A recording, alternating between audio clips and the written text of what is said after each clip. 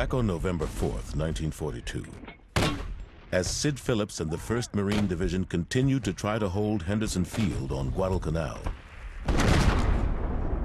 a unique force began landing 31 miles to the east. The 2nd Marine Raider Battalion, best known as Carlson's Raiders, had orders to slip into the jungle behind enemy lines and harass the 3,000-man Japanese force hidden there.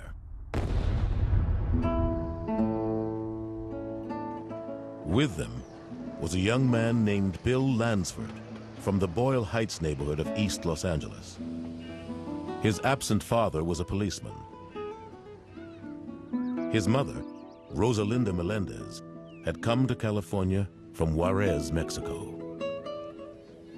As a boy, I was not really aware of the Anglo world at all. Principally, I lived in Latino neighborhoods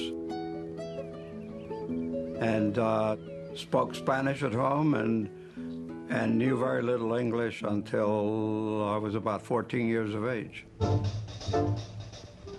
I had actually wanted to join the Navy because it had that mystique of going to foreign lands and all that kind of stuff.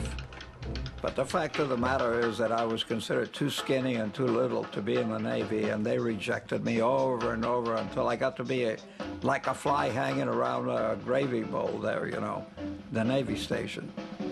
And one day I came out and there was this enormous Marine in blues and standing there, and he gave me a real pep talk. He said, "Why don't you join the Marines? They're the best outfit there is." And I thought, well, the Navy doesn't want me, I'll try them, you know. So in a way, it was the best choice I ever made in my life.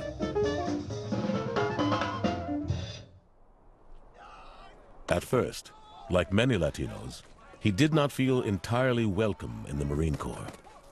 I think it was Little Texas in the Marine Corps. And as you know, Texans and Mexicans weren't exactly bosom buddies in those days. As the war advanced and we went on through, these Texan guys began seeing that we weren't what they thought we were.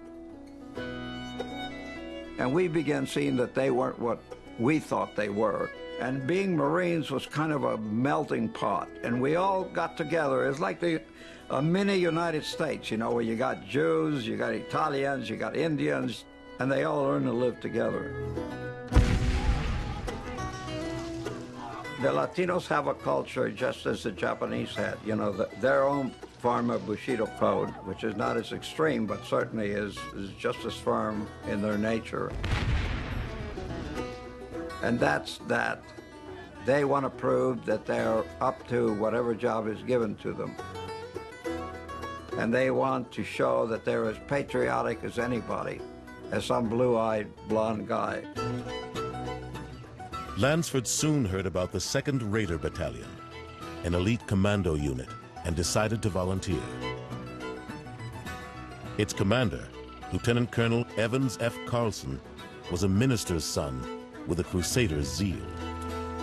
Carlson's motto was gung-ho, Chinese, for work together.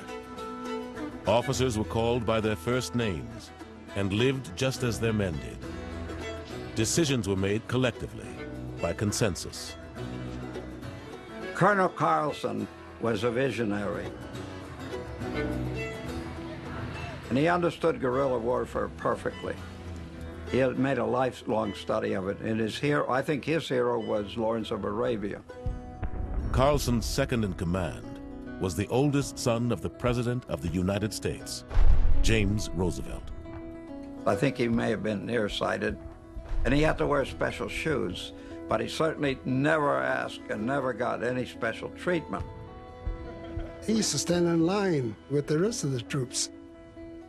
When we went to eat, he stand in line with these utensils and stuff like that, and he was just another guy as far as I was concerned. Also serving with the Raiders was a farmer's son from Los Angeles County, Pete Arias of C Company, who had joined up to get away from home. Within hours of landing on Guadalcanal, the Raiders moved into the jungle, already on the hunt. Their objective, was to terrify and bewilder the enemy, mounting surprise attacks from the rear, then melting away again, living off the land.